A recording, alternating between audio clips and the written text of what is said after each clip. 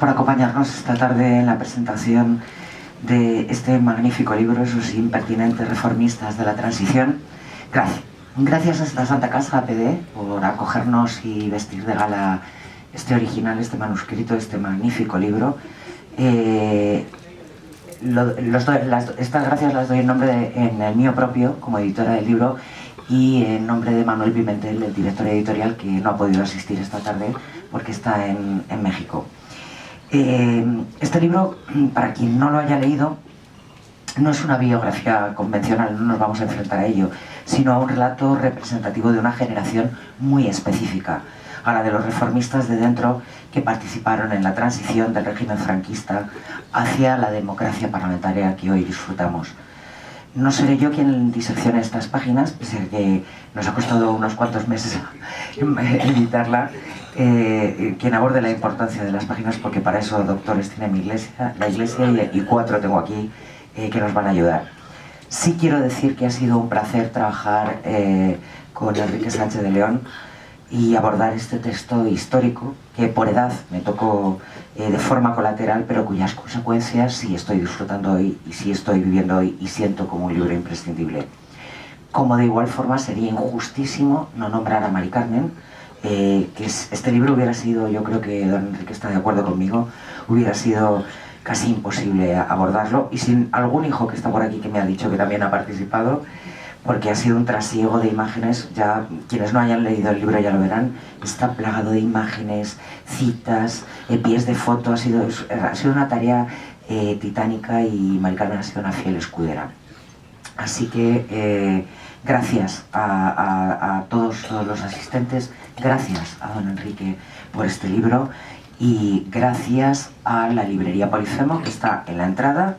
Para los que no hayan leído el libro, pueden adquirirlo en la entrada. Y sin más dilación, he dicho que la editora tiene que hablar muy poco. Doy paso a Ignacio Capuñas, diplomático. Querido Ignacio. Sí, muchas gracias. Tienes la palabra. Sí. Si me permitís, me voy a poner de pie. Tengo la costumbre de hablar de pie, básicamente para ver a todos los buenos amigos que hoy nos acompañan en el acto de presentación del libro de mi muy querido amigo Enrique Sánchez de León. La verdad es que has preparado una mesa estupenda, muy significativa. Tenemos como notario mayor del reino al director del periódico decano de nuestro país, que es mi buen amigo Julián Quirós. Y luego estamos una representación de los reformistas del régimen y de los reformistas de la oposición, junto al Partido Comunista. Porque realmente la transición es el gran pacto entre el Partido Comunista y los reformistas. Ese fue el pacto clave que de alguna manera está bien expresado también en las páginas de tu libro, querido Enrique. El libro tiene básicamente 3 partes. Una primera parte, diríamos, autobiográfica, donde empezamos a conocer los orígenes de Enrique Sánchez de León. Un chico de pueblo. Tiene toda la honradez, la sencillez. Al mismo tiempo, claro, lo hace porque, como es un triunfador, todos los triunfadores les gusta volver la vista atrás y decir que tienen un origen como muy humilde, muy trabajoso. Sí, en el caso de Enrique también es un chico del pueblo, un chico que se hace a sí mismo. Al parecer era hasta guapo, según dices en tu libro, porque a su madre le decían, al pasar Enrique para ir al colegio, o a ir al instituto, o a la escuela, pues le decían, mira qué bien repeinado y qué guapo es Enriquito. O sea que, además de ser un tipo estupendo, parece ser que era muy guapo, ¿no? Luego parece ser que también, ¿no? Que eso ha funcionado durante toda la vida. Enrique es un hombre que se ha hecho a sí mismo, es una persona, eso sí lo puedo yo acreditar, es una persona honrada, muy trabajador, le gusta, digamos que la polémica no la evita, si puede da siempre testimonio de sus creencias y de sus objetivos, y no le importa oponerse al mando cuando es necesario para defender sus principios y sus ideas. La verdad es que la descripción que hace Enrique de aquellos años, de la vida española, es un buen retrato de lo que era España, en los años 40, 50 y siguientes. Una España muy trabajadora, de gente generalmente que tenía un amor inmenso por nuestro país y que quería levantar nuestro país después del acontecimiento más terrible que ha vivido España en el siglo XX, que fue la Guerra Civil. Pero nosotros, los de nuestra generación, Enrique, hemos tenido la fortuna, somos muy afortunados, porque hemos podido protagonizar el otro acontecimiento más importante que ha vivido España en el siglo XX, que ha sido la transición. El acontecimiento más triste y más luctuoso fue la Guerra Civil, pero la transición y la nueva Constitución constituyó verdaderamente un hito en la historia de nuestro país, y hito que ha sido extraordinariamente estudiado en la mayoría de los países del mundo occidental. El libro tiene, como he dicho, una primera parte autobiográfica, y luego está, que a mí me ha costado, porque el libro es un libro voluminoso. La verdad es que cuando me llamó Enrique para la presentación y me mandó el libro, pensé para mí, digo, estos chicos del movimiento tienen una salud verdaderamente bestial, porque escriben 600, 700 páginas. Acabo también de leerme el libro de Fernando Suárez, buen amigo tuyo y compañero, otro mamotreto de no sé, digo, esta gente del movimiento tiene una salud, como se ve, extraordinaria. El libro tiene una parte importante, está entrecruzado en los distintos capítulos dedicados a Extremadura. Bueno, yo mitineé en aquella época, tanto en Cáceres como en Badajoz, pero no soy un experto en Extremadura. Para eso tenemos aquí al director de ABC, que es un extremeño de pro y que probablemente habrá disfrutado con tantas y tantas citas de la vida de Extremadura. Lo importante, el gran mensaje del libro es, creo, si no me desdice Enrique, el papel que tuvieron los reformistas en la operación de la transición. Los reformistas, insisto, de dentro del régimen, que básicamente pertenecían pues a lo que se llamó luego popularmente el sector azul.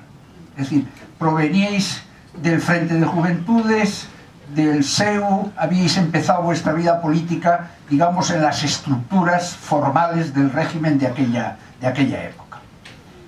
Yo, sin desdecir para nada el papel extraordinariamente importante y relevante que jugasteis los hombres del reformismo de dentro del sistema, sí quiero decir que la transición tuvo antes otros muchos padrinos. A mí me ha extrañado, lo digo con toda sinceridad, me ha extrañado, querido Enrique, el que no hayas subrayado el que para mí es el personaje trascendental en el proceso de transición, que es Su Majestad el Rey Don Juan Carlos. Sin Don Juan Carlos y la lealtad que le prestó el ejército por indicación expresa de Franco en su famoso testamento, sin el apoyo del ejército al rey y la apuesta decidida que hizo el rey por la transformación de nuestro país y por abrir el proceso, digamos, constituyente, entre comillas, creo que la transición no hubiera sido posible. A su vez, el rey tuvo antecedentes importantes, es decir, el rey no comienza y no da un impulso a la transición sin haber tenido antes, primero, el patrocinio de su propio padre. Don Juan de Borbón, que luego no llegó a ser rey, jugó un papel muy importante en lo que podían ser las grandes líneas de la monarquía futura de nuestro país. El reencuentro de la monarquía con los españoles, devolviéndoles la libertad que se había perdido durante la Guerra Civil y años posteriores. Hubo también, y quiero subrayarlo, un acontecimiento importante, que son antecedentes que yo llamo previos a la transición. Y me refiero, por ejemplo, al Congreso de Múnich, donde se encontraron españoles de dentro y españoles de fuera, y pudieron tratar y discutir pormenorizadamente las líneas generales de lo que podía ser una futura transición, un futuro arranque de la España democrática. Quiero referirme también, porque participé activamente en ese grupo de personas, el papel relevante a mi juicio que jugó la revista Cuadernos para el Diálogo.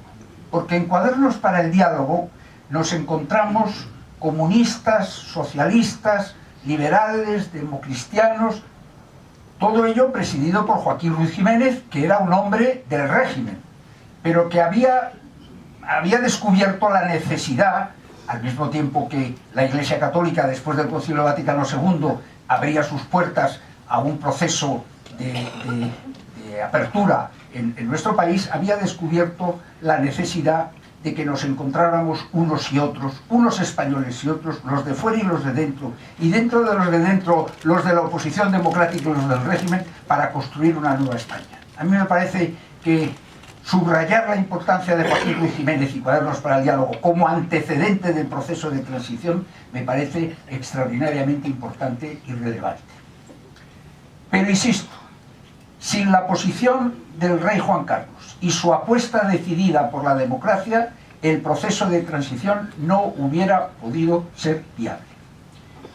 La transición tiene efectivamente unos personajes claves a los que se refiere pormenorizadamente Enrique Sánchez de León en su libro. A mi juicio, al rey le acompañan fundamentalmente dos personas, que son Adolfo Suárez y Torcuato Fernández Miranda.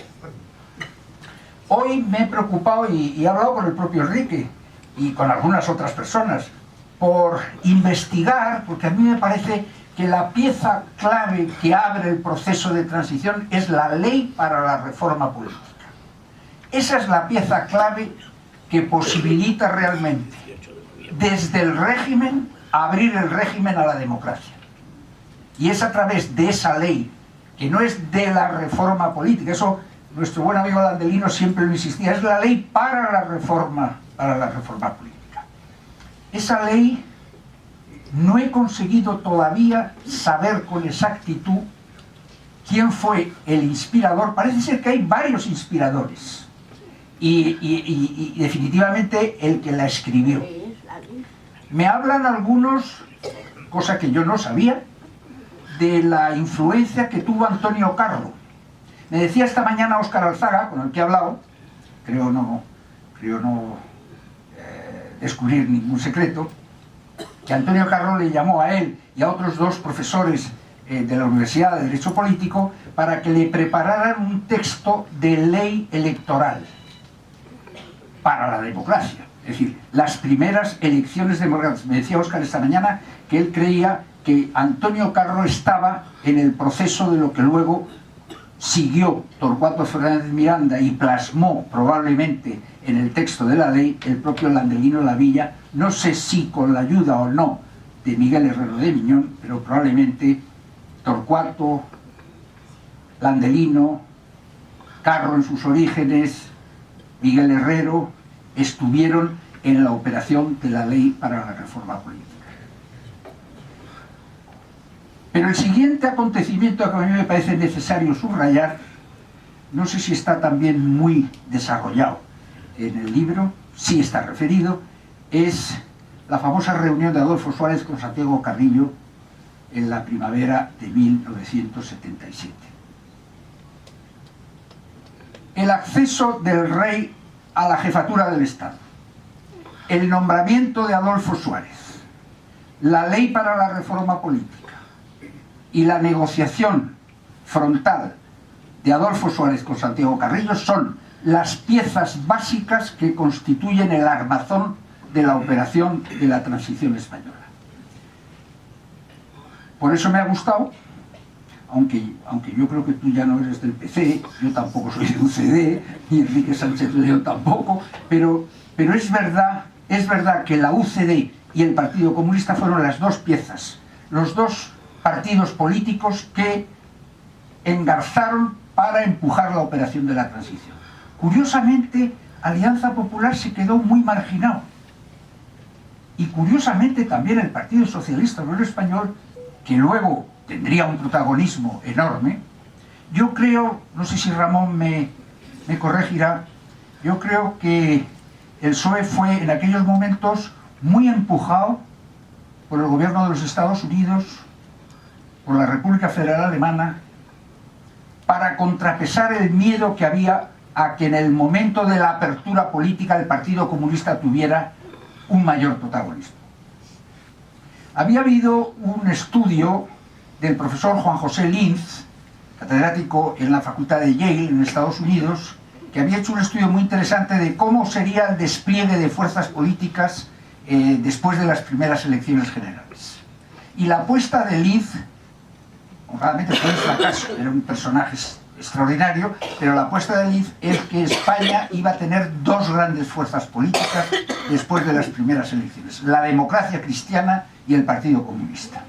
Pues bien, ni la democracia cristiana ni el Partido Comunista fueron las piezas fundamentales, sí el pacto con Carrillo, pero con motivo de las elecciones del 15 de junio se fortalecen las dos fuerzas de la UCD y el PSOE, que son las que van a empujar desde los pactos de la Moncloa el consenso. Todas esas cosas y otras muchas cosas más las van a encontrar ustedes en el libro de Enrique Sánchez de León.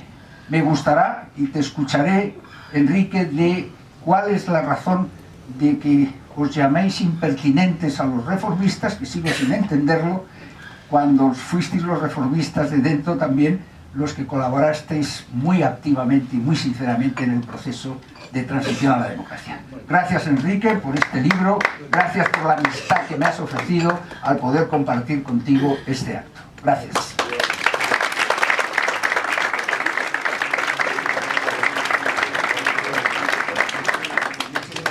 Ignacio, y ahora damos la palabra a Julia Quirós, director de ABC. Buenas tardes. Querido Enrique, muchas gracias por permitirme acompañaros, nada menos que con estas figuras protagonistas verdaderos de la transición. Yo naturalmente no voy a hablar aquí ni como experto de la transición, ni como alguien que lo vivió, pero bueno, soy director de periódico, soy periodista, llevo 30 años haciendo preguntas y creo que no se me da mal. Y creo que ese periodo histórico, ampliamente glosado, pues sugiere muchas cosas. Así que como lector del libro y de otros muchos libros sobre esta época, lo que sí voy a exponer, más que afirmaciones, son las sugerencias o las ideas que la lectura del libro me ha hecho pensar, ¿no? Casi como una crónica oral del libro. Y dos, tres cosas, porque Ignacio ya ha penetrado de manera importante en todo el trasfondo ideológico y de sustancia, pero el libro como en sí mismo producto, primero es original porque hay por lo menos 2, 3, incluso 4 o 5 enunciados que son no solo originales, sino polémicos e incluso osados, lo cual no quiere decir que no sean ciertos, pero son osados porque de alguna manera, Ignacio ha apuntado ahí algunas cosas, contradicen o replican o complementan buena parte de la bibliografía dominante, ¿no? Lo principal es lo que ha estado exponiendo Ignacio, que a mí me parece muy interesante porque desde luego no había reparado. La transición ha tenido muchos padres, amplísimos relatos. Yo cuando leía el libro justamente pensaba en eso, incluso pensaba en Don Juan, ¿no? Según quienes se han leído, hay mucha gente, digamos, que se atribuye o que le atribuimos, digamos, reconocimiento a ese éxito colectivo a distintas personalidades y también a distintos componentes.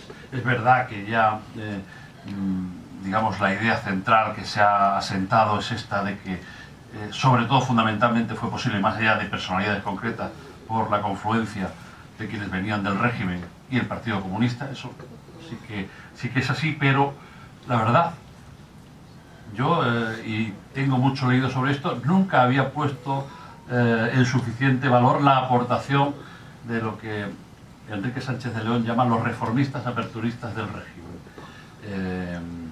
Siendo eso, de alguna manera, ha ido cayendo en el olvido, que yo creo que es algo que tú quieres reflejar. Ha ido cayendo en el olvido, ¿por qué? Porque naturalmente quienes quedan escriben la historia, eso es un lugar común.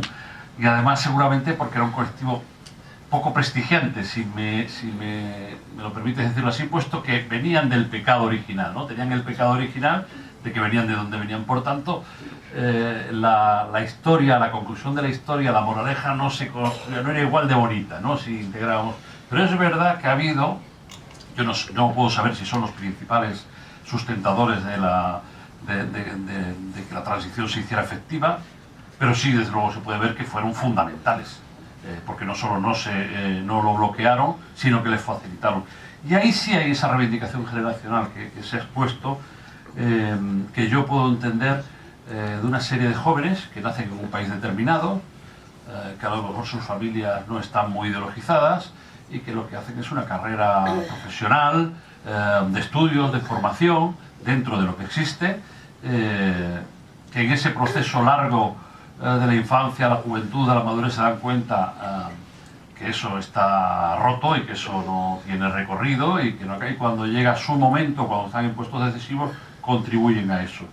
Y de hecho es valiente a la hora de recoger, digamos, sus distintas andanzas, ¿no? El Frente de Juventudes, o bueno, era algo relativo a Franco, no recuerdo muy bien, no era exactamente el Frente de Juventudes, pero bueno, que también. Entonces yo creo que ahí hay una afirmación categórica que discute el mensaje dominante sobre esto. Es una reivindicación que yo creo que hay bastante fundamento, y eso puede provocar polémica, lógicamente puede ser discutido, y está bien, porque creo que fue, pues lo que digo, una entera generación de gente muy formada que estaba en puestos, que era la dirigencia del país. Voy a utilizar la palabra de Yolanda Díaz, perdón, la clase dirigente del país en ese momento, no dirige. Eso es muy interesante. Lo otro, también lo hemos dado, Ignacio, a mí me llamó mucho la atención y creo que también discute el mensaje dominante y hasta puede molestar, es que quizás desde hace 20 años, desde que sale este libro de, creo recordar que se llama Lo que el rey me ha pedido, que hacen, no sé si los hijos o los sobrinos de Torcuato Fernández Miranda, lo interesantísimo, yo compré y leí en su momento, pues efectivamente se establece algo que tú discutes, eso sí lo discutes evidentemente, que es que hay un gran cerebro de la operación para la reforma política, la ley para la reforma política, que lógicamente tiene muchos valedores, muchos, pero que alguien, cuando la situación está completamente bloqueada, coge los papeles que hubiera, se encierra, creo que en alguna zona, en algún sitio de la zona de Guadarrama o por ahí, está unos días, vuelve de vacaciones y hace el famoso texto que tú reconoces que es el redactor, pero es verdad que sobre todo eso se ha creado, digamos, casi una epopeya, incluso hubo una serie de televisión, creo recordar, y tú consideras que fue una obra mucho más colectiva, con mucha energía y mucha aportación de personas muy significativa, y que efectivamente luego alguien lo recoge, es capaz de poner en un texto aquello que se ha construido, ¿no?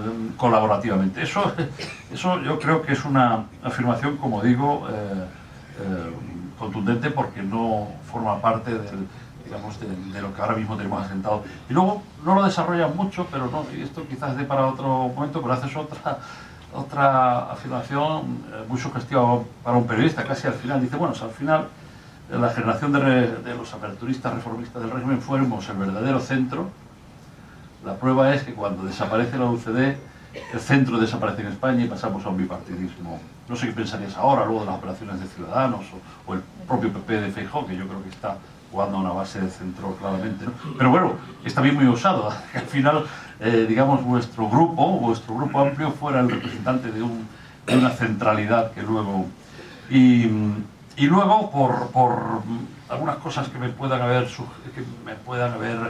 interesado en el plano más personal, porque efectivamente Enrique me llama por nuestro origen extremeño común, más allá del periódico que dirijo, ¿no?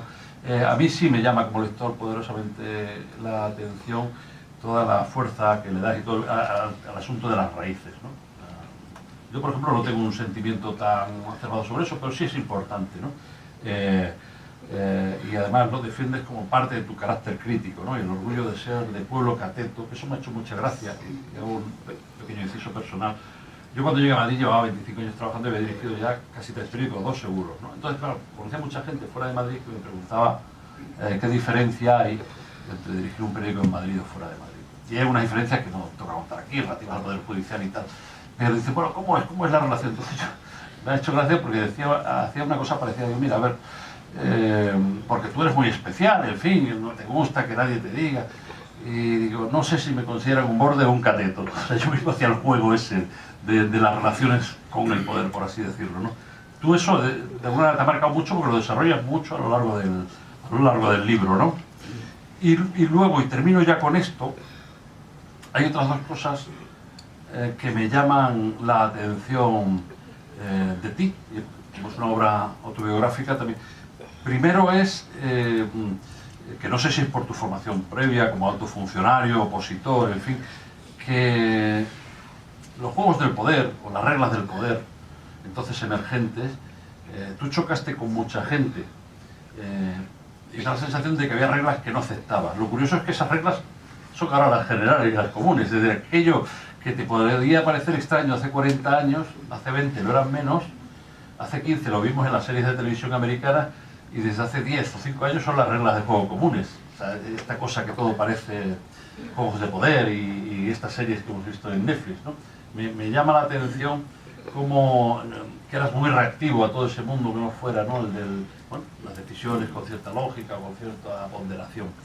Y luego, te lo dije ayer cuando hablábamos y tal, me duele las reiteradas pellizcos que le pegas al diario Hoy, que es un diario que yo dirigí, un diario que tiene muchísimo mérito, que sobrevivió a Ibarra, que Extremadura no lo puede decir casi nadie, sobrevivir a Rodríguez Ibarra es, solo por eso hay que levantarles un monumento, un periódico de muy pocos medios, pero que se ve que era un periódico importante entonces ya en la vida pública porque tienes... y yo comparto contigo la visión que haces de Extremadura, los 40 años digamos, del reinado, podríamos hablar, reinado, sí, socialista, con la diferencia de que yo creo que la segunda época, la de Fernández Vara, hubo mejores formas, por lo menos no intentaban atropellarte con un coche todas las mañanas o con un autobús, es decir, se aceptaba simplemente que hay una serie de periodistas pues que no quieren al PSOE gobernando, lo que se quiera, pero fue muy duro. O sea, hacer un periódico, entiendo, hacer cualquier cosa en Extremadura durante casi 2 décadas, creo recordar que estuvo Rodríguez de Ibarra, que tiene una imagen maravillosa en Madrid, que yo creo que lo vienes a decir tú, como alguien que discrepa, que en fin, que tal, y que no dejaba respirar a nadie. Eso es lo que yo viví durante 2 años dirigiendo el periódico, y creo que es un periódico, como todos los periódicos locales, que tienen mucho mérito, porque es muy difícil hacer periodismo local. Yo muchas veces hago críticas a Sánchez, le hacemos portadas, ustedes lo saben. ¿Qué consecuencia negativa tiene para mí? Ninguna. Mucha gente que se pone mérito por estas cosas. Ahora, cuando se hace información crítica en el ámbito local, las fuentes están muy cerca. No les voy a decir lo que ha pasado a mis compañeros en el País Vasco siendo vecinos, de los etarras vecinos. No que te vayan a buscar vecinos, o gente que ha escrito en sucesos de temas de narcotráfico y tal. Pero es que sí que es mucho más fácil. Criticas al concejal de limpieza porque la calle está sucia, sales de casa y resulta que es tu vecino. Esa presión permanente es muy complicada en el ámbito del periodismo local y por eso yo lo defiendo. Y nada más felicitarte porque creo que has hecho un ejercicio extenso y honesto de tu propia biografía, de tus facultades y de tus debilidades. Enhorabuena.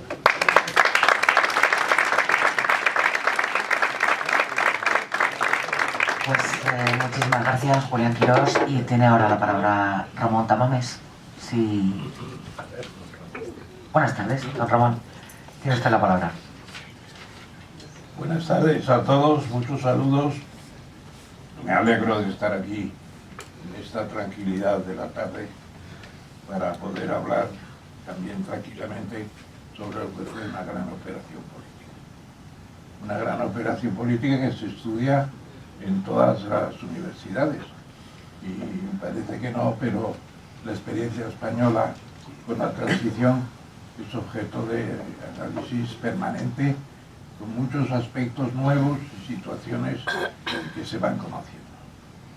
El libro de Enrique Sánchez de León, cuando él me propuso que fuera prologuista, yo, hay que confesarlo, Enrique, ¿verdad?, me resistí un tanto. Pero al final llegamos a un cierto acuerdo, pero llegó una moción de censura que ustedes conocen y yo suspendí una serie de proyectos porque tenía que dar prioridad a esto. Y terminada la moción, pues me llamó Enrique, que es muy como el alcoyano, tiene siempre una gran pasión por las cosas y entiende que se tiene que hacer. Y al final encontré el libro, me llegó el libro y le dije que haría el prólogo. Entre otras cosas, para no convertirme y se bata a distancia de Gregorio Marañón, y efectivamente llega un momento en que los prólogos se convierten en un oficio de veteranos de la política más o menos, que tienen que dar incluso su bendición apostólica a los escritores de memorias. Yo le preguntaba ahora a Ignacio Camuñas si va a preparar sus memorias. No voy a decir lo que me ha dicho, pero lógicamente todos tenemos algo que comentar. Y es bueno porque se forma la historia. Los libros de memorias ofrecen capacidades, historias estupendas la mayoría de ellos. El libro tiene al inquieto niño del pueblo, tiene al funcionario correcto y cumplido, tiene una trayectoria de temas de administración, muy bien explicada, por cierto, un cronograma político conceptual, que es un análisis de las fuerzas en presencia, que es un tema interesante, y luego el desarrollo de su asociación AREX de Extremadura, que es la forma de cabalgar al lado del equipo que fundamentalmente para mí está en Torcuato. Las ideas básicas están en Torcuato en muchos aspectos, y lo diré después. Yo en la moción de censura empecé recordando que para mí la transición, cada uno tiene el comienzo de su propia transición. Fue el año 56, la rebelión estudiantil, se dice en los libros de historia, y estaban Dionisio Ridruejo, Sánchez Mazas, Ruiz Gallardón, Pradera, Mújica, Olariaga y Elorriaga y yo mismo. Bueno, pues esos 7, no diría magníficos ni mucho menos, teníamos un margen de edad muy amplio entre los más jóvenes y los menos, pues son para mí el comienzo de una transición, porque proponemos por primera vez desde el interior del país.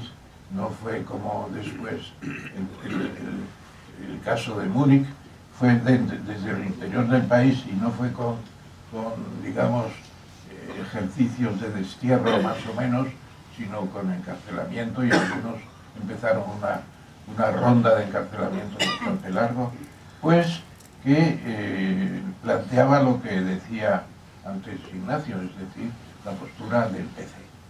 Lo que pasa es que la postura del PC se adopta primero dentro de España, cosa que todavía muchos no se han enterado. Porque se seguían hablando de la huelga general política y esas historias en París. Yo no pretendo aquí desmontar la tesis de que Carrillo es importante, Naturalmente esa entrevista entre Carrillo y Suárez fue muy importante, pero hay antecedentes que se deben conocer mejor. El año 56 es el cambio del Partido Comunista por la reconciliación nacional y por la aceptación de unos colaboradores en la función de restablecer la democracia en España. Abrirse enteramente a la negociación y al mundo. Yo creo que esa es mi transición personal. Luego yo comprendo que la transición política cada uno tiene su punto de vista. Yo aporto aquí el punto de vista de un observador italiano, Angelo, se llama de nombre, que fue cónsul de la cultura italiana en España muchos años, y decía: vosotros sí que hicisteis el compromiso histórico.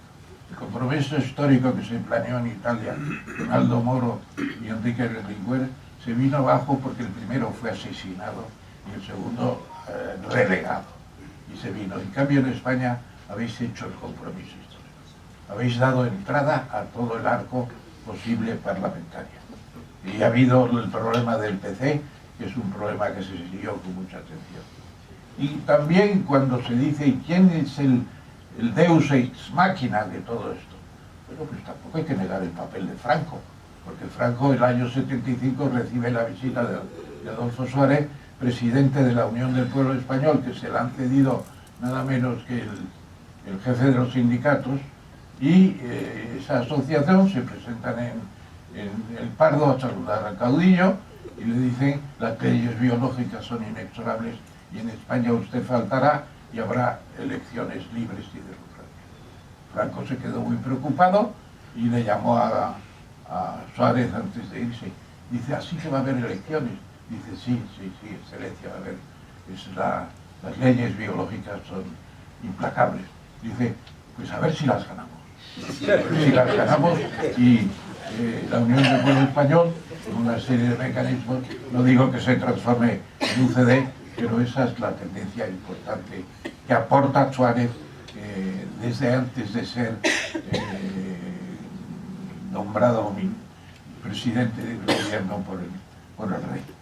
Yo creo que es un momento muy importante, muy interesante, y ahí además, Ignacio se acordará las reuniones que tuvimos, sobre todo el pacto de Aravaca, aquella reunión magnífica, donde Joaquín Garrigues se hizo de anfitrión, y allí se dijo todo, se planeó en cierto modo la transición. Se hablaba del pacto de Aravaca, no había pacto, pero había un consenso que era incluso más importante que el pacto. Y luego viene todo lo que es el proceso, y yo creo que el compromiso histórico tiene 4 piezas. Es el compromiso histórico primero de la ley de reforma política, importantísima. Mucha gente en la izquierda todavía no se ha enterado de que estaba puesta en el candelero, estaba puesto ya la base. La reforma política es importantísima. Y además, permíteme, Enrique, que diga estas cosas, pero tuvimos una reunión del Comité Ejecutivo del PC en un molino abandonado en las sierras, las serranías de Guadalajara, por allí, con un frío que pelaba en octubre del año 76, y dijo Carrillo algo muy importante. Dice, la ley de reforma política es tan importante que teníamos que votar sí. Pero se ha adelantado Felipe González con la abstención y vamos a hacer el ridículo. No llegó a hacerse el ridículo propiamente, pero votó que sí más del 80%. La abstención era la tradicional, más o menos, etc. Yo creo que tiene mucha importancia la ley de reforma política y la defensa que hizo Bernardo Suárez. Yo se lo recuerdo siempre.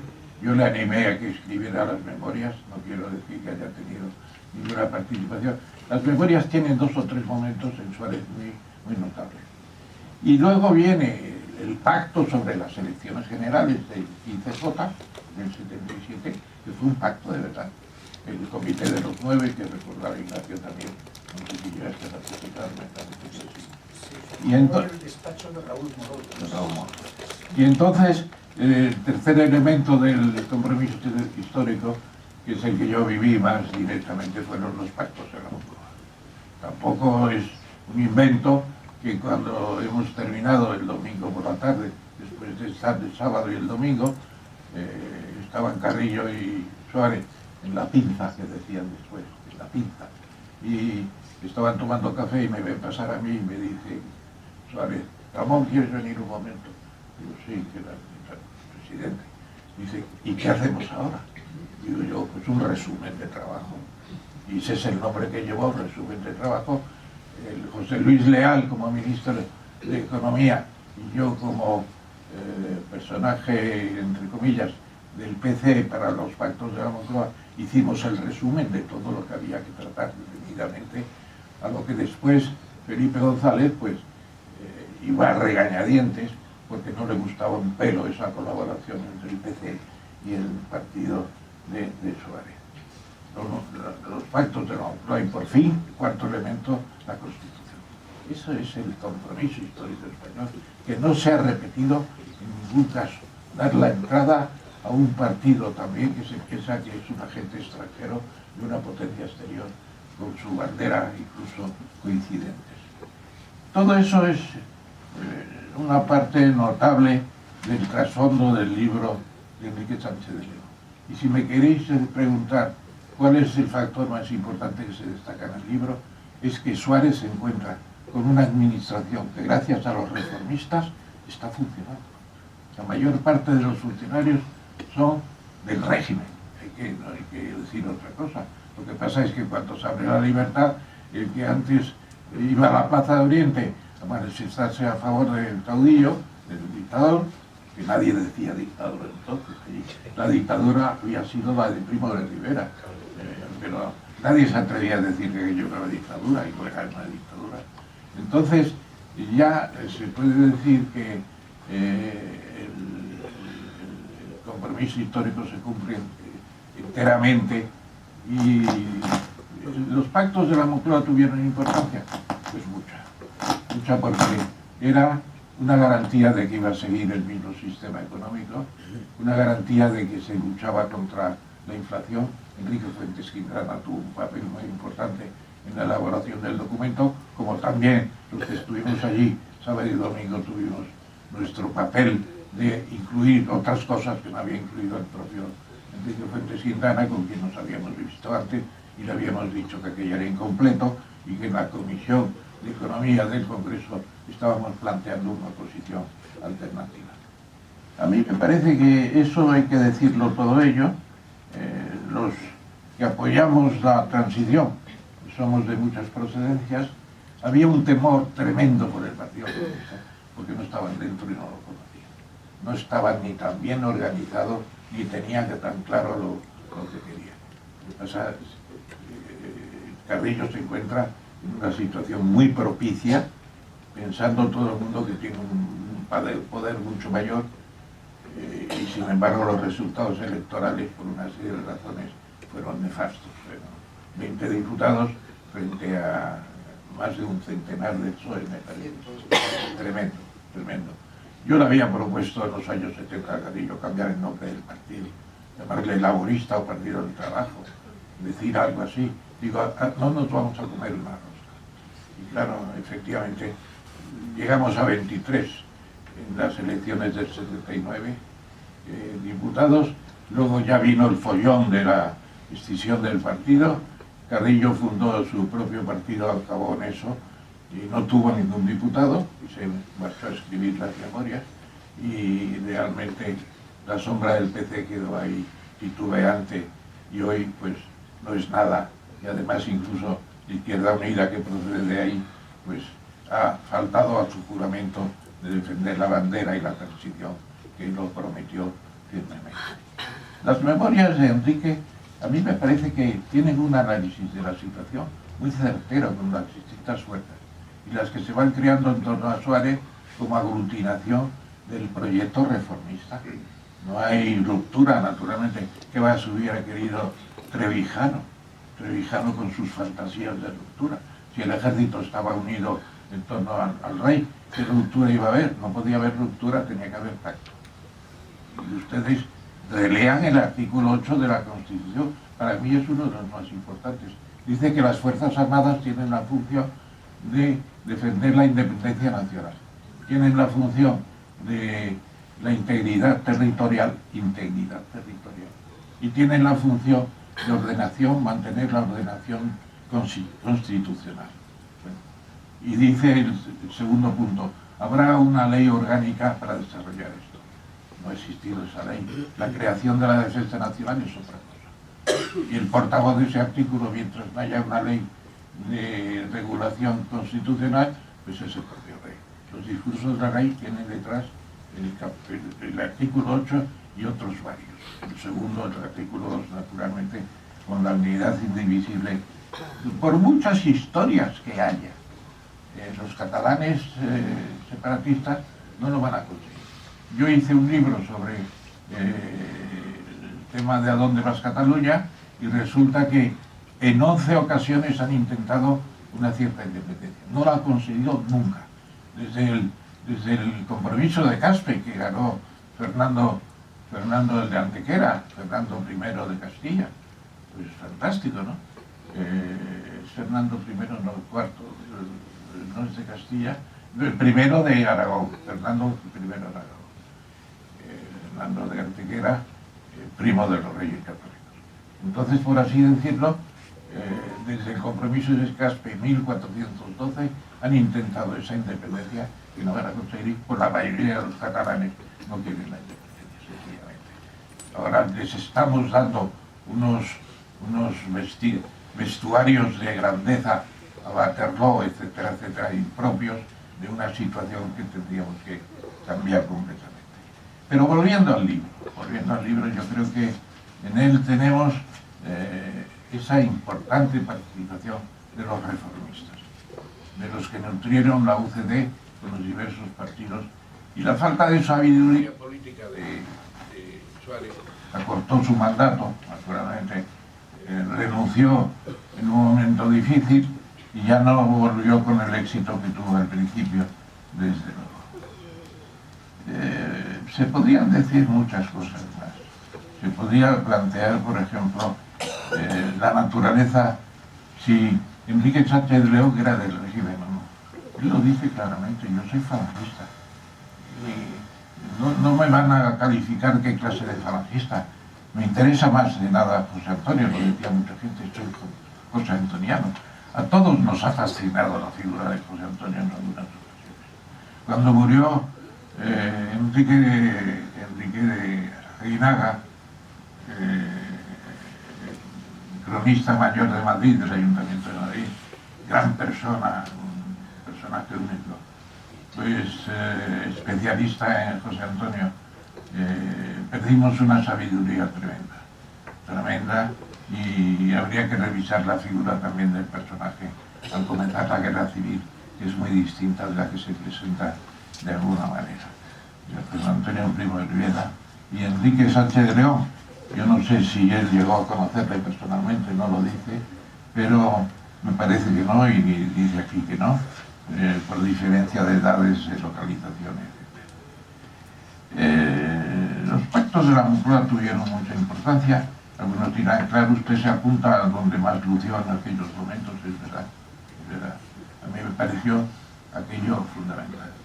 Si no se sujeta la inflación, el 23F habría tenido otro signo, porque no había que hacer suposiciones, si iba a venir la ultraderecha más reaccionaria, indudablemente, y vino. Lo que pasa es que fracasó porque el proyecto era absolutamente un dislate.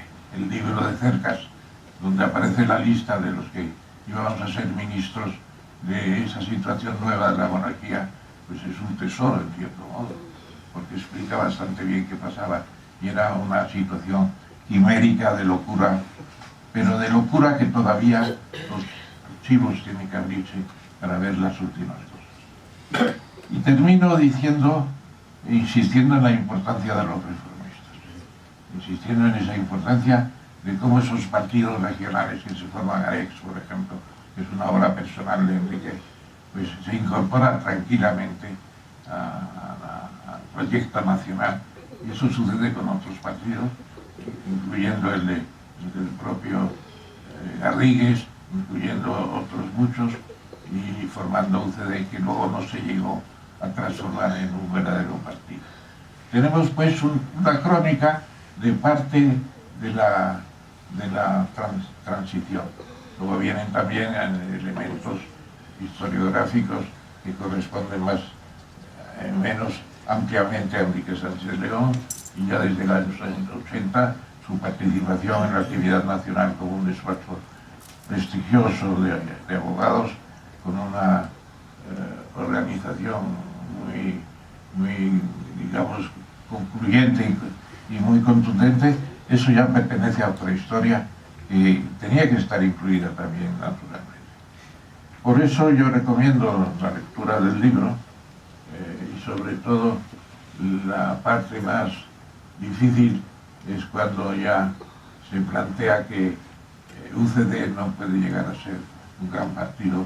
Hay luchas intestinas, conocemos las diferencias entre, digamos, el caso de nuestro amigo el vicepresidente de Asuntos Económicos, Abril Martorell, y el propio autobiografiado, pues es una lucha importante la que había, como también la hubo después con el otro vicepresidente de Económicas, Pleno y Comercial del Estado, que era Enrique Fuentes Toño. Enrique Fuentes estuvo 8 meses y se marchó del gobierno de Suárez sin explicar por qué, no lo ha explicado nadie.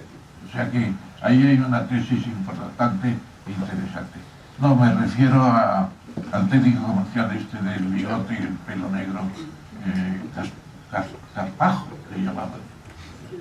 Carpojo, ¿cómo es? García Díez. García Díez me decía Abril Martorell, no decías que éramos de derecha, pues prepárate con este. Y ahí ya UCD ya está perdiendo la fuerza, está perdiendo la consistencia, y yo creo que la transformación de España no se produjo.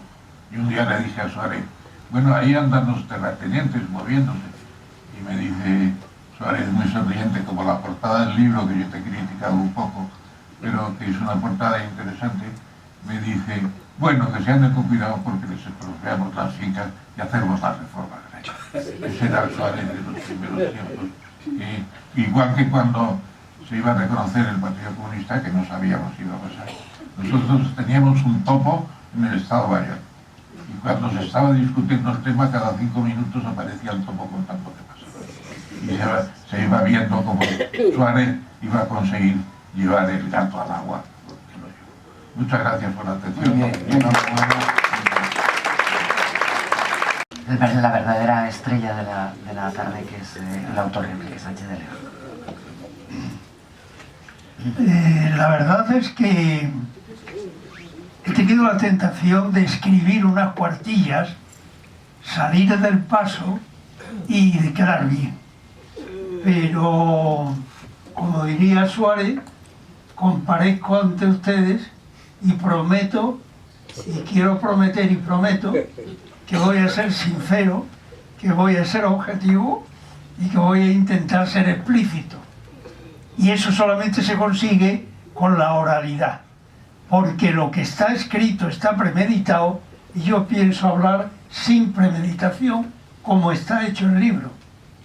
Verán, ese libro tiene una historia íntima y nace como consecuencia de una vivencia muy personal, y es que en un momento determinado uno saborea el fracaso, de manera que dice, caramba, qué instructivo estar en la cúspide y saber que en un momento determinado ya no suena el teléfono. Y eso produce una frustración, no cabe la menor duda, pero lo que es verdad y lo que es cierto es que escribir un libro sobre ello, sobre todo un libro tardío como este, tiene dificultades sin cuento. Yo presumo y creo poder demostrar que a mí nunca nadie, la verdad, me ha hecho un discurso. He tenido amplias responsabilidades y nunca he tenido un negro que llaman para decir, oye, hazme el escrito que lo voy a leer, lo leo y quedo divinamente. Y claro, he tenido que conseguir un relato en el que, para no ofender a nadie, todos crean que es de su razón. De manera que cuando yo escribía, a mis colaboradores les decía, está suficientemente confuso para que cada uno entienda que dice lo que él cree que entiende. Bueno, pues voy a intentar que ustedes entiendan lo que yo creo que entiendo. Claro, ¿qué pasa con este acto? Es que las intervenciones de mis brillantes compañeros dan para este acto mucho más y muchísimo más, solamente con aclarar algunas de las cosas que ni nosotros tenemos claras y evidentes. Pero como diría Umbral, yo vengo aquí a hablar de mi libro y no a hablar de otras cosas. Lo que ocurre es que el libro tiene tan amplio contenido que da pie para hablar muy brevemente de algunas cosas interesantes. Dice el guión que lo primero es de agradecimiento a la gente, las primeras palabras.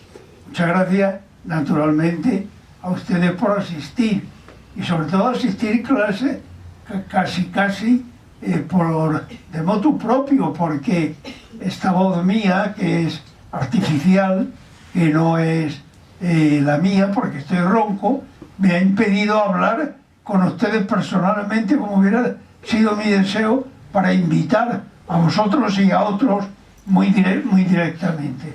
Por lo tanto, muchísimas gracias por estar aquí con nosotros, gracias a APD por dejarnos este salón tan acogido, que es muy igualitario, porque hay pocos sitios donde no haya estrado, ¿verdad? Y en este no lo hay, y es muy instructivo al efecto. Y es que es verdad que la ronquera me ha permitido, sin embargo, improvisar. Verán, ¿por qué esta mesa? Es el primer lugar. Hombre, da la impresión de que esos carteles taurinos, donde a un sobresaliente que soy yo, a punto de jubilarse, acompañan los grandes maestros para celebrar una gran tarde. Que muchas gracias por la compañía de este atrevido sobresaliente. Pero verán, Ignacio, yo confieso una debilidad amistosa por Ignacio. Primero, yo creo que por envidia. Naturalmente siempre fue más guapo que yo, eso no lo discute. Mi madre decía que yo era guapo, pero cuando era pequeño, y él lo sigue siendo de mayor. Primero por envidia. Segundo, porque Ignacio es un intelectual atrevido. Yo he copiado aquí lo que él decía de sí mismo en una entrevista, que no sé si recordará Julián, que ABC hizo en el año 76 sobre los que él creía, el ABC, el periódico, creía las 100 promesas de la democracia del futuro. Entre esas democracias estábamos Ignacio y yo. Pero Ignacio en el 76, tú a lo mejor ni te acuerdas, pero tú decías de ti mismo, que te exigían una definición. Y decía Ignacio, aspiro a una sociedad sin clases, apuesto por una democracia social avanzada de inspiración liberal. No comparto los postulados marxistas. Mis objetivos son la democracia económica, la educación libre, gratuita e igualitaria para todos los españoles. Cuando yo leí esto, digo, anda, pero si esto es lo que yo podría decir de mí mismo. Y entonces traté de averiguar quién era Ignacio, porque en el año 76 yo era una especie de espía del sistema para ver dónde se situaban las personalidades con las que habría que contar o discutir. Y me pareció una definición que yo no solamente le cambiaron una cosa. En vez de decir de inspiración liberal, que no la tengo, diría de talante liberal, que sí lo tengo. Y si no, yo quisiera parecerme de mayor a Ignacio. Pero Ignacio ya en el año 76 andaba con una revista Gentleman, enjuiciando conducta, haciendo proyectos, etcétera, etcétera.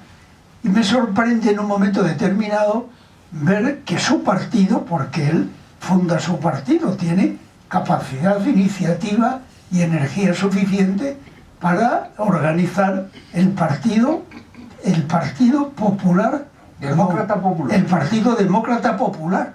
Y a mí me llama la atención, ¿por qué no se llama Partido Democrático Liberal? Y entonces me parezco más a él todavía. Digo, hombre, si matizamos, ahí pues ponemos de acuerdo. Y mi gran sorpresa y mi gran alegría es cuando Suárez, por sorpresa, nos convoca a una reunión en la sede de Río Tinto y aparece Ignacio Camuñas como uno conmigo de los fundadores de UCD. Digo, ya está, ya nos parecemos, ya vamos a actuar y ya vamos a compaginar. Y desde entonces la verdad es que tenemos una amistad entrañable por encima de cualquier otra consideración. Ramón, te juzga a ti en esa entrevista y sabes lo que dice de ti. Dice, Ignacio dice, es como Beringer, pero más simpático. Cosa que efectivamente Ramón conserva porque es fundamentalmente simpático. Yo no soy liberal, creo que ser liberal es ser muy difícil, lo más difícil que hay quizás en política. No conozco a un liberal mala persona. Sin embargo, conozco a algunas malas personas tachadas a sí mismas de liberales. Es difícil de explicar, pero naturalmente es una adscripción de categoría intelectual indiscutible.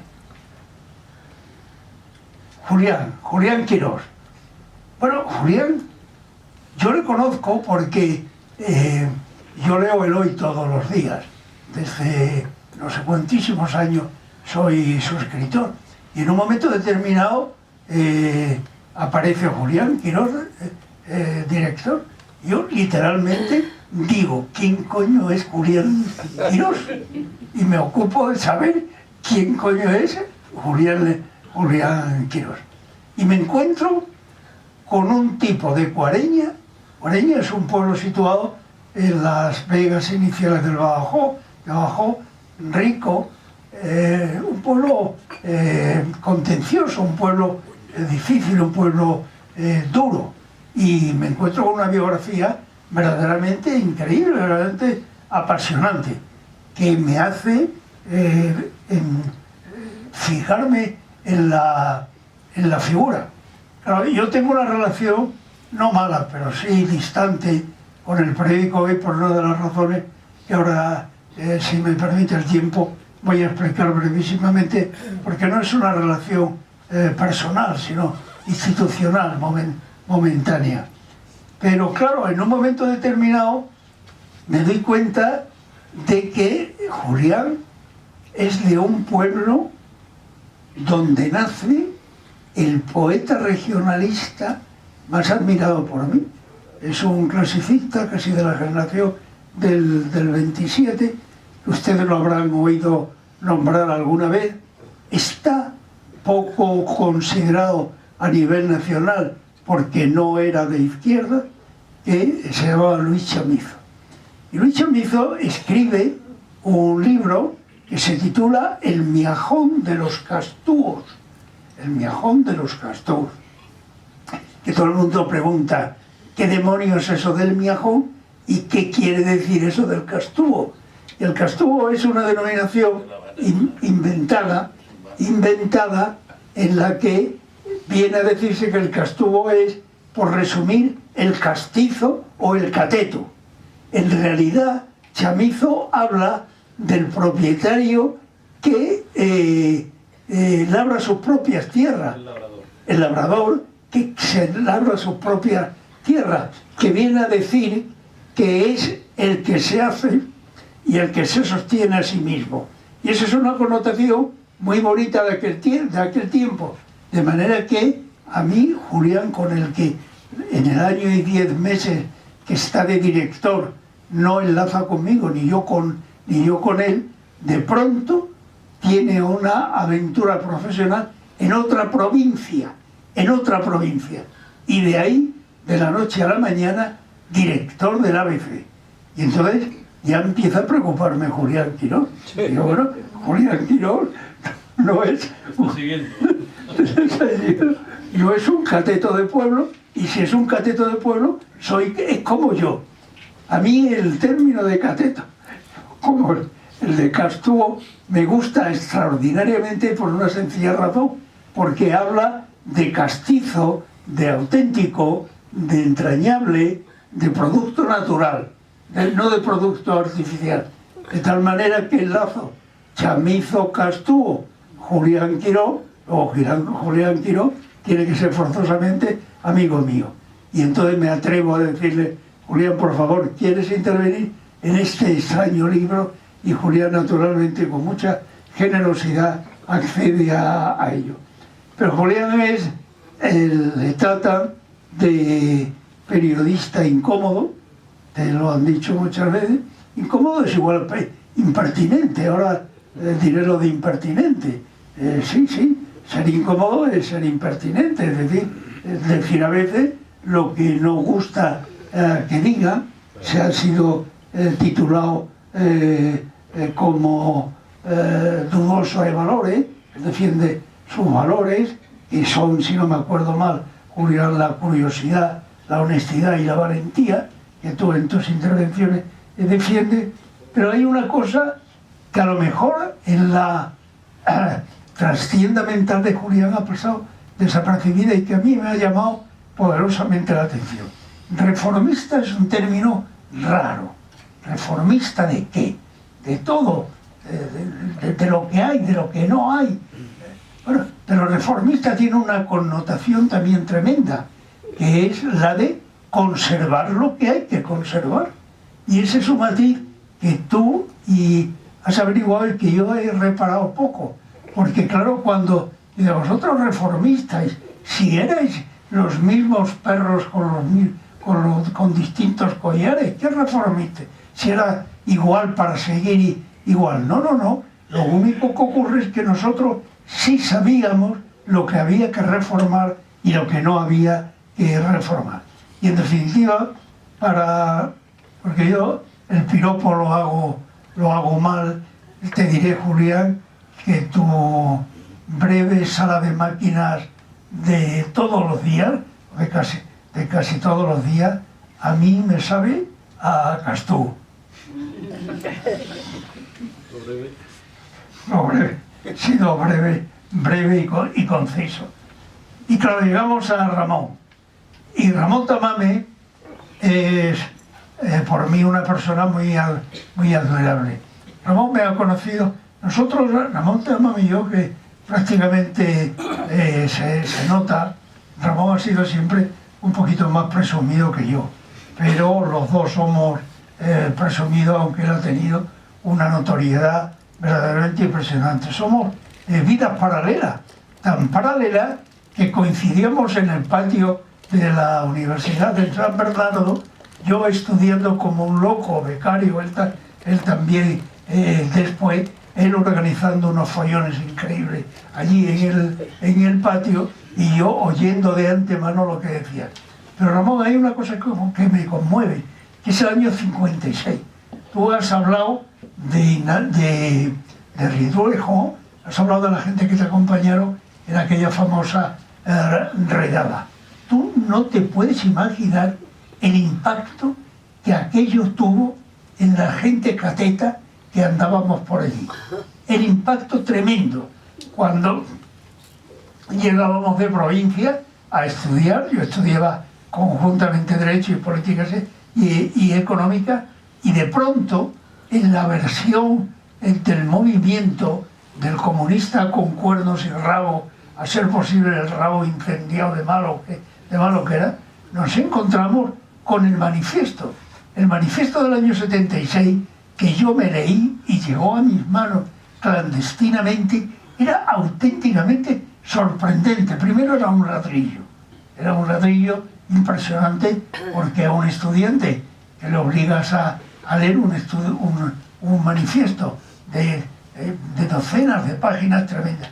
Pero escarbando, lo he leído últimamente para buscar un sitio donde dice que los viejos comunistas y los jóvenes aperturistas tenían que ponerse de acuerdo. No es cierto, en el manifiesto no se dice, pero se dicen unas cosas muy importantes que hace que aquello sea como aglutinante sorpresivo. Dice, entre otras cosas, perdón por la cita, por ello creemos que las formaciones políticas que se están perfilando, a pesar de sustentarse en las mismas fuerzas sociales e incluso contar en su fila con personalidades que ya actuaron en la dictadura del general Franco, no pueden considerarse como una nueva reedición de los viejos partidos de derecha. Ese era yo. De manera que me descubre una posibilidad de decir, pues anda, pero si resulta que estos tíos que están organizando este follón, intentando desmontar todo, se parecen pensando a lo que yo pienso. Desde ese momento, naturalmente, nosotros hemos tenido conductas paralelas, nunca o casi nunca coincidentes. Y es curioso, Ramón, la alegría que me da hablar contigo, considerarme tu amigo, en dos conductas paralelas tan cercanas, que nunca habíamos coincidido hasta que coincidimos.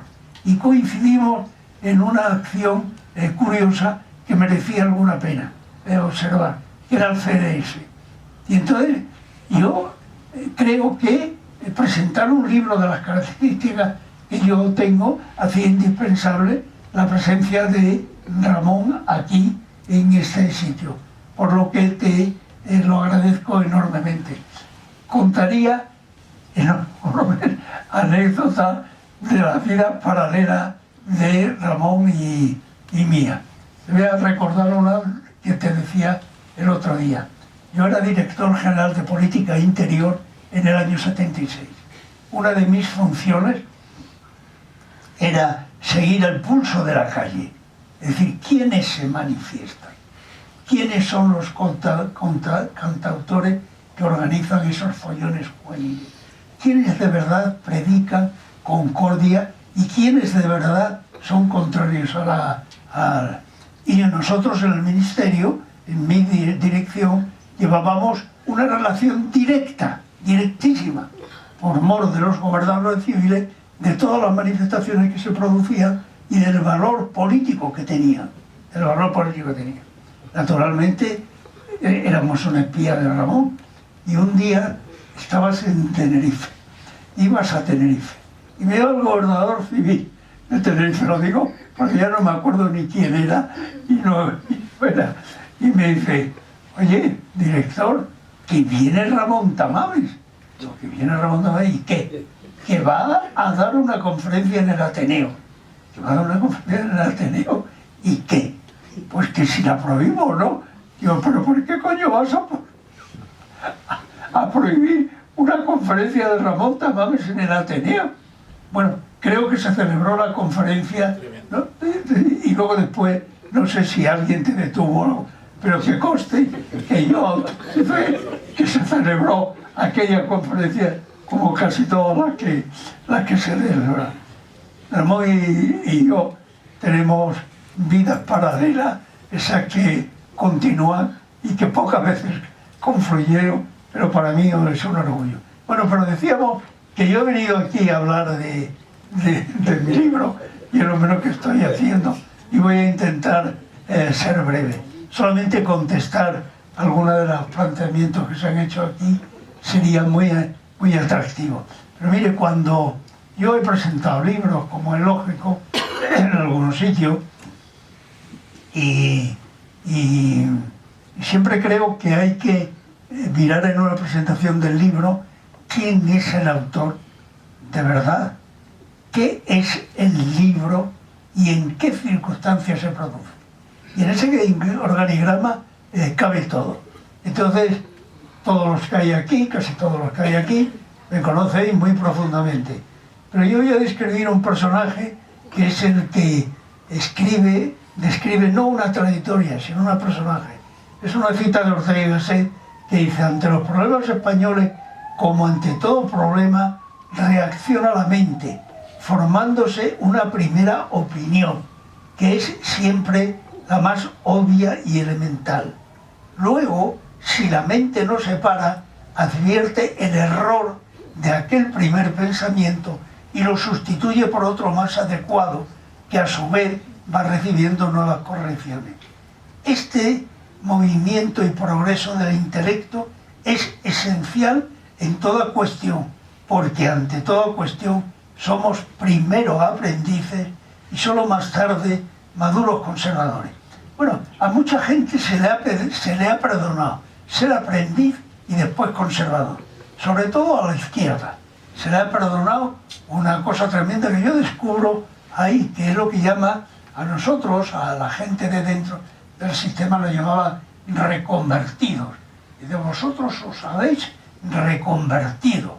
Yo en el libro demuestro que creo que algunos de los reconvertidos hemos sido más coherentes con nosotros mismos que cualquiera de los transformados, por ejemplo, desde el marxismo a la socialdemocracia. Muchísimo más. Claro, yo nunca, por sincero, rechazo las características obvias de toda persona. ¿Cómo vas a negar lo que eres? Entre otras cosas, te negarías a ti mismo. Pero hay una frase que Ramón repite que yo quiero apuntillar. Efectivamente, en esa confesión que nos hace ABC a todos los políticos del 76, que presumiblemente íbamos a ser importantes en la democracia, hay una historia. Y a mí me preguntan, porque yo soy una persona consejero nacional del movimiento, ni más ni menos, consejero nacional del movimiento. Es decir, mientras el follonero Ramón era del PC, uno era un conservador maldito, consejero nacional del movimiento, claro. Y entonces uno explica y dice, con cuidado, Y yo digo, yo soy un falangista sin adscripción emocional. Era uno de los eufemismos más hábiles que yo he podido utilizar para justificar mi entraña. Es decir, aquello quería decir, oiga, que yo soy un falangista sin Franco, o fuera de Franco. ¿Y por qué? Hombre, porque yo soy un desobediente a Franco.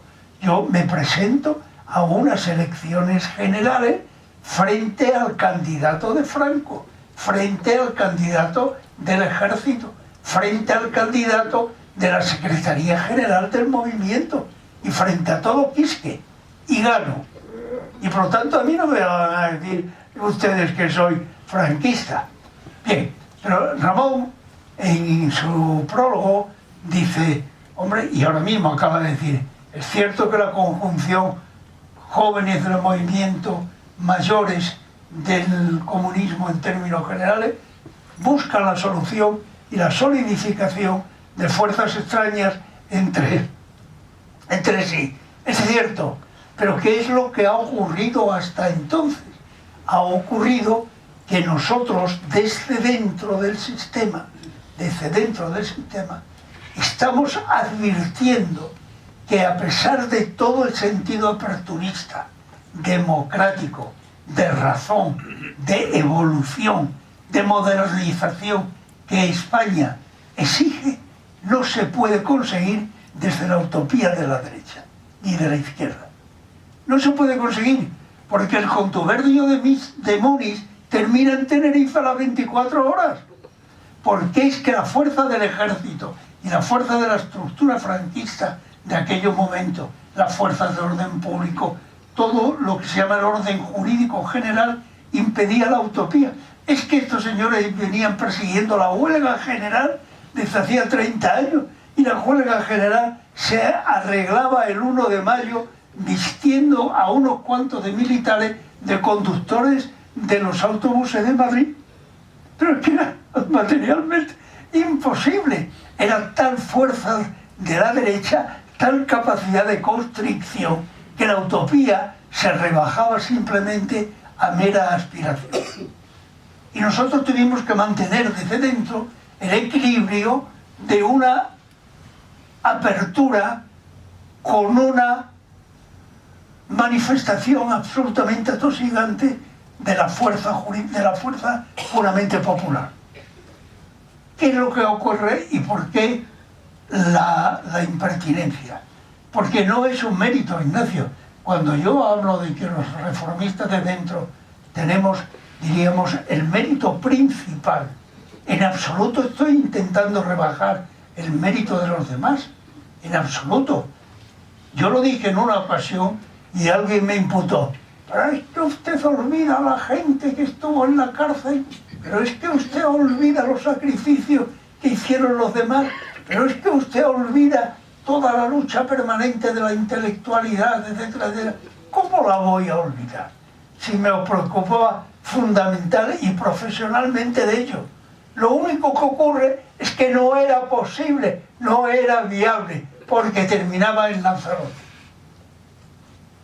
Y es así de cruel, pero así de sencillo. Muchísimo tiempo. ¿Qué duda cabe que la gente de dentro del sistema, sobre todo los más jóvenes, luchábamos contra corriente, y tampoco es que tuviésemos acentradas muy firmemente las vocaciones democráticas, igual que tampoco las tenían los demás, pero sí que las teníamos por razón de modernidad, por razón de estudio, por razón de instrucción simplemente. Bueno, pues ese era un poquito el ambiente de aquella época respecto al autor. La obra, que es lo importante, yo he venido aquí a hablar de mi libro. La obra es un popurrí de cosas, ciertamente, pero no pretende, no porque yo no sea vanidoso no lo soy, pero soberbio sí soy, mucho o bastante, y me arrepiento y he pecado de ello. Pero la obra es mi biografía es la biografía que entremezcla un chico de provincia que estudia, que tiene aspiraciones, que es pretencioso y que en un momento determinado, os juro por mis nietos que es lo más sagrado, por lo que juro últimamente, que cuando yo me siento en una improvisada mesa de ministros, la primera pregunta que me hago es: ¿qué hace un chico como tú en un sitio como este? Pero la verdad es que eso nos pasa a muchísima gente. De manera que efectivamente es un currículum de currante. Es decir, yo soy inspector de trabajo y he ejercido de inspector de trabajo de tercera, de segunda y de primera. Delegado de trabajo de tercera, de segunda y de primera. Y he sido director general 4 veces, me salté lo de subsecretario por no sé qué, que eran los verdaderamente currantes de la administración, y llegué a ministro. Y la obra, por lo tanto, es un popurrí de cosas, tienes toda la razón, Ignacio. Es decir, salta de lo estrictamente regional a lo nacional, de lo nacional vuelve, porque claro, yo sostengo una tesis regionalista, nacionalista distinta, donde fundamentalmente vuelvo a Chamizo. A mí, yo del que me fío es de Chamizo, del Castúo, del tío que verdaderamente sabe. Es decir, cuando en un momento determinado se hace público el primer gobierno, no tanto el mío, de la UCD, se le adjudica el título de gobierno de penenes. Los penenes eran los profesores no numerarios, es decir, gente que no sabía. Bueno, pero yo tenía más currículum. Bueno, no digo lo de ahora, porque lo de ahora no es que sean buenos o malos, es que no lo tienen, ¿no? Es que realmente es curioso, dicho con respeto. Pero el libro tiene una parte biográfica que no es tanto biográfica que sí, como la biografía de aquella generación. Es una biografía currante, de ascensor. Te paras en el primero, te paras en el segundo, te paras. Voy a ir terminando, Ramón. y muy currante, muy trabajosa. Y realmente hay pronunciamientos, tantos como que voy a pasar por algunos que han determinado, que se han significado aquí. Esa obra no puede abarcar tanto como se pretende, porque no es una obra, diríamos, genérica. Nace como reivindicación, que es lo último que quiero hablar, y significa papeles. Yo no he sentido la sensación de que disminuyo el papel del rey. Es decir, hay un momento en que digo, por ejemplo, el rey de Carlos Arias no es el rey de Adolfo Suárez. Es distinto, da un salto cualitativo tremendo. Lo que sí creo es que el rey, más que motor, fue cobertura. El rey, en un momento determinado, lo que hace es empujar o respaldar. Pero la imaginación, en verdad, para mi modo de ver y para mi gusto, surge de una reflexión que pasa por Torcuato, ahora paso con Torcuato, y termina en la audacia increíble de Adolfo. Es decir, Torcuato, a mi modo de ver, en lo que yo tuve ocasión de charlar, de hablar, de pulsar, de saber de él, es una persona con un mérito fabuloso, increíble, en el manejo del carisma del poder. Es decir, él, yo no sé si directamente o indirectamente, pero él saca a flote el nombramiento de Adolfo Suárez ante la auténtica sorpresa general de todo el mundo. Pero ¿cómo para hacer una reforma va a ser ministro de la reforma el secretario general del movimiento? Y de ahí aparece el prejuicio de la izquierda y el prejuicio de la derecha. Pero ¿cómo para hacer la reforma se nombra a un tipo que no tiene cultura, que además es de pueblo y que no es fiable porque no tiene currículum y no tiene capacidad? Y es un acierto impresionante, porque nadie que no fuese de ese estirpe, de esa manera, hubiera podido hacer lo que Torcuato hizo con aquella pretensión. De manera que, tremenda. Ahora, de ahí aceptar que Torcuato, en una noche de inspiración, se aísla en un bosque y deduce que solamente con otra ley se pueden modificar las leyes fundamentales, hay una distancia brutal, distancia que se explica muy bien y que ha explicado muy bien, quizás mejor que nadie, Manolo Soriano, que está ahí y lo está oyendo. Torcuato maneja, y está comprobado, es un hecho, un documento elaborado, una tesis doctrinal elaborado por idealistas de la izquierda encabezado por Jorge de Esteban.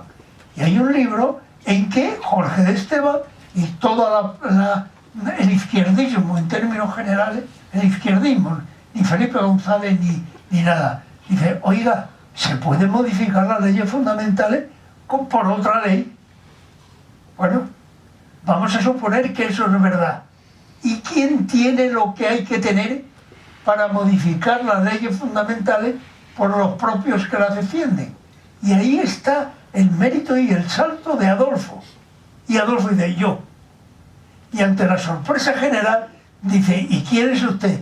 Yo, las Cortes franquistas. Y se va a las Cortes franquistas, y las Cortes franquistas dicen, sí. Y eso no lo repara nadie o casi nadie. Lo ha olvidado. Pero bueno, es que es así. ¿Eso es menospreciar o rebajar el papel de Torcuato? Yo creo que no. Yo creo que no. Torcuato suscita o no simpatías o antipatías, pero que fue un arquitecto mental, desde luego. Ahora, los planos de ese edificio los hace Torcuato. Probablemente sí, pero el diseño, el solar, la imaginación de quién tiene que hacerlo, yo creo que es anterior y es mérito de una mentalidad de izquierda. Dicho sea, con todo respeto y con toda la razón. Es una tesis personal, mía, y por tanto discutible. Rebajar el mérito, ninguno. Mitificar la situación, bien, pero pongamos a cada uno en su sitio. De manera que el papel del rey es el papel fundamental que yo creo que hay que señalar. Muy discutible. Bien, pero el libro, volviendo a él, el libro nace de 1982, cuando se produce un golpe de Estado dentro de la UCD. Vuelvo a una interpretación personal. Mira, Suárez, del que yo me confieso adicto, yo creo que es el único personaje en mi vida al que he dedicado fidelidad y he dedicado lealtad. Era un personaje, yo lo defino, no sé si está en el libro, pero en algún sitio lo he escrito. Los hombres en el poder, si imaginamos una circunferencia y él en el centro del poder, se manejan o bien radialmente y ellos enlazan directamente con alguna de sus terminales, o bien a modo de espiral, en cuyo caso una decisión suya da vueltas, se democratiza hasta llegar al final. Suárez, yo creo que tenía un concepto lineal, es decir, yo era director general de Política Interior y en un momento determinado sonaba mi teléfono y me decía, Enrique, consigue una entrevista, lo explica muy bien el libro de Rafa Ansón, en aquel momento director general de la televisión. Vete a la televisión y explica claramente que si Franco viviera votaría a UCD. Estoy relatando un hecho concreto y te cuelga. Y tú dices, pero bueno, ¿cómo que vaya a televisión y diga que Franco votaría la UCD? Era radial, pero no solo se lo decía a Suárez, pero no tenía que decírselo al presidente del gobierno o a José Manuel Otero, que era el ministro de la presidencia. Lo hacía directamente. Pero claro, llega un momento en que el sentido democrático le dice, no, Suárez tiene tic autoritario, Suárez no sabe mandar, cosa que por otra parte tampoco es de extrañar saber mandar en régimen autoritario y saber mandar en democracia.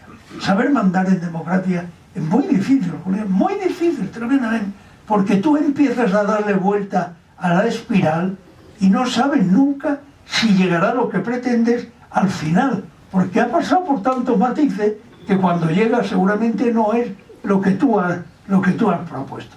De manera que en un momento determinado, ¿qué es lo que ocurre en UCD? Que lo que iba a ser un partido de síntesis, lo que iba a ser recoger lo mejorcito de las versiones liberales del centro o las versiones democráticas cristianas del centro o de la socialdemocracia del centro, estalla ante las pretensiones personalistas de algunas personas y de algunos intentos de obtener. Y yo soy testigo y sufridor directo de ello. Me produce un disgusto tremendo, del cual surge la necesidad del libro. Estoy hablando del 82 o del 83. Pero hay una cosa que también es detectable, y lo dice mucho la extrema izquierda de Caracas. Últimamente se lo he oído a Monedero. Y es que cuando... Sí, Monedero es un personajillo que anda por ahí dictaminando lo que hay que hacer y lo que no hay que hacer en función de una versión ultra de lo que tiene que ser la evolución democrática. Pero viene a decir primero que en política hay que gritar para que te oigan, cosa que se nos da mal a algunos. No sabemos gritar.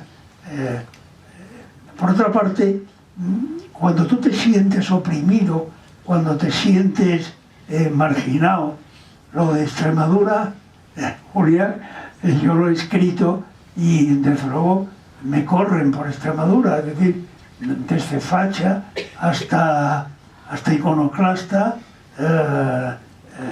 me han dicho de todo, pero lo peor es la técnica del silencio, que es una técnica leninista, que es una técnica de decir, no, si a este no se le insulta, se le omite.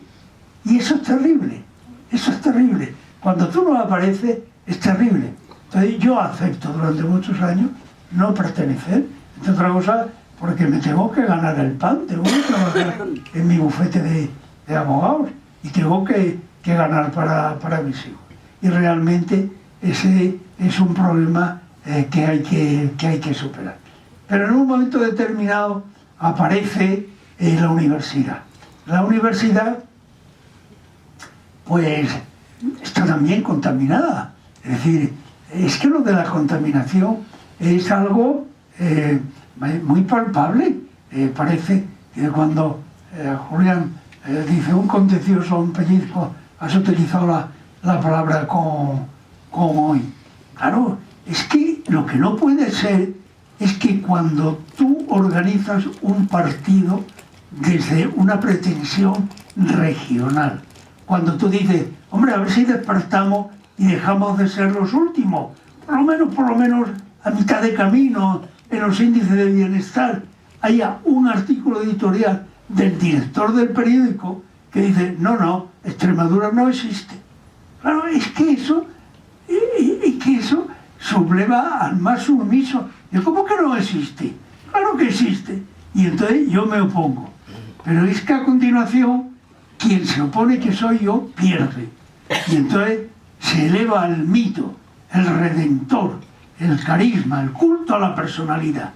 En un momento determinado yo modestamente replico, porque ese personaje elevado a la categoría de carisma desprecia a la gente que huye de la tierra a Madrid y me insulta. Y entonces yo en un momento determinado escribo un artículo que se llama No rezarle al santo. El santo era, madre de Dios, ¿para qué escribir aquello? A partir de aquel momento uno se convierte en objeto leninista. Ese sería un tema muy importante de él.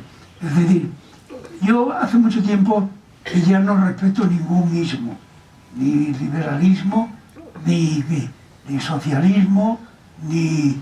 me parecen que son posiciones muy dominadas por cada ego personal. Y luego finalmente en el libro, no quiero decir más, que es un poco frustración, pero aparece la universidad. Por ahí está Juan Sánchez, que es un profesor de historia de la Universidad de Extremadura, que en un momento determinado me dice, Enrique, todo eso hay que contarlo, porque no se cuenta, porque tú eres culpable del silencio de muchas cosas que han pasado y por qué le calla. Y entonces iniciamos una tarea que consiste en hacer un libro común. Pero ese libro, también por los egos, sobre todo por mi soberbia personal, no llega a efecto y se divide. En este que acaba de aparecer y uno que va a editar la editora regional de Extremadura, contando más pormenorizadamente el tema de la transición. Y de ahí surge este libro. ¿Qué es lo que ocurre? Y voy terminando. Que yo creo que se da en una circunstancia curiosa. El libro es tardío, pero muy oportuno, a mí me da la impresión, quizás por vanidad personal, porque ahí se exaltan o se exhiben o simplemente se exponen una serie de valores importantes que pueden ser indiscutiblemente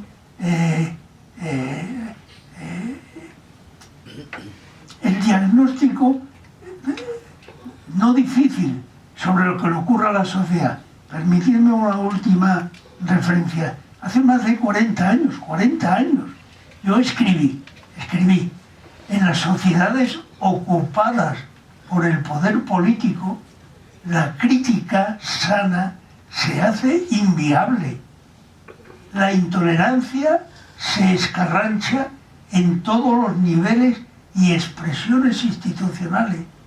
Sufre la dignidad, aparece el miedo y la alternativa se hace difícil. Esto está escrito hace 40 años, sobre una experiencia muy anterior. De manera que por lo menos algunos lo veíamos venir. El silencio. Claro, ¿qué es lo que ocurre? Que cuando te acosan, cuando te persiguen, tú te repliegas. Y dices, ¿pero qué necesidad tengo yo a estas alturas de mi vida, con más follones, con más contraposiciones de ideas? Pero te sientes, quieras que no, de una manera responsable.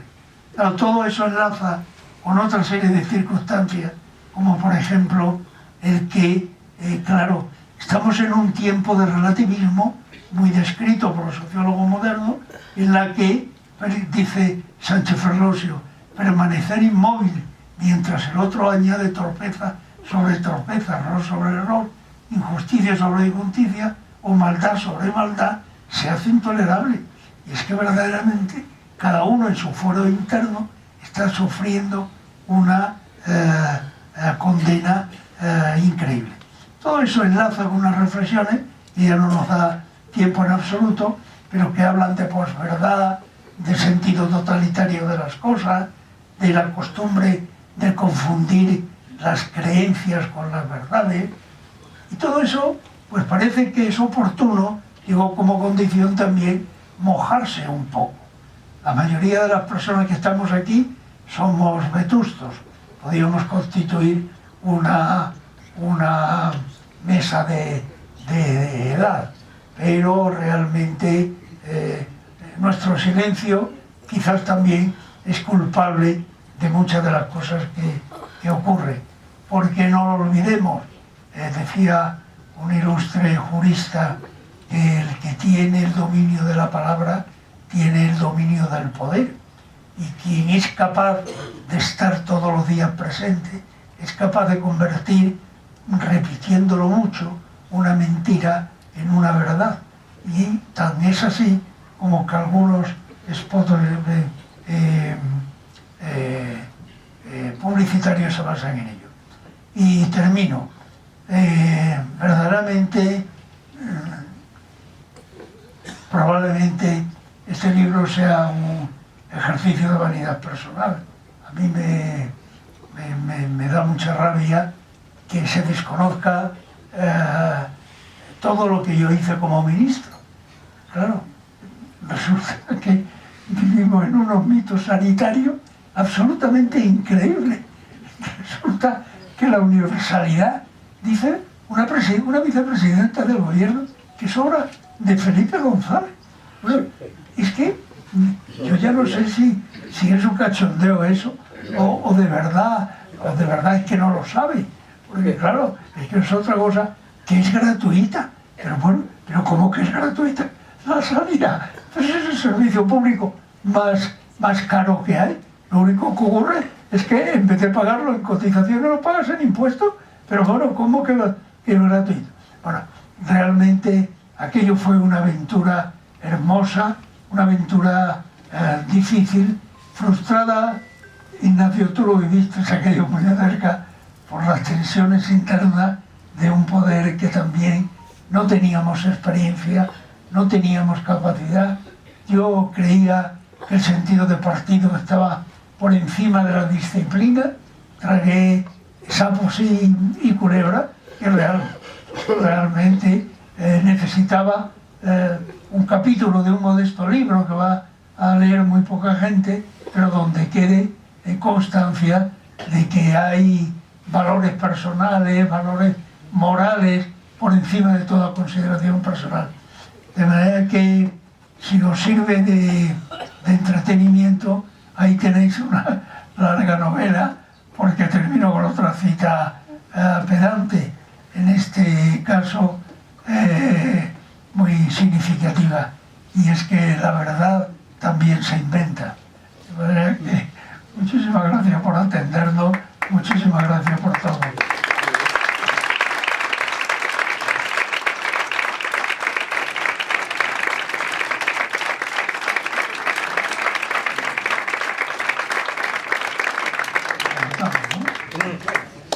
Lo levantamos, ¿no? Y compren el libro, está a la entrada.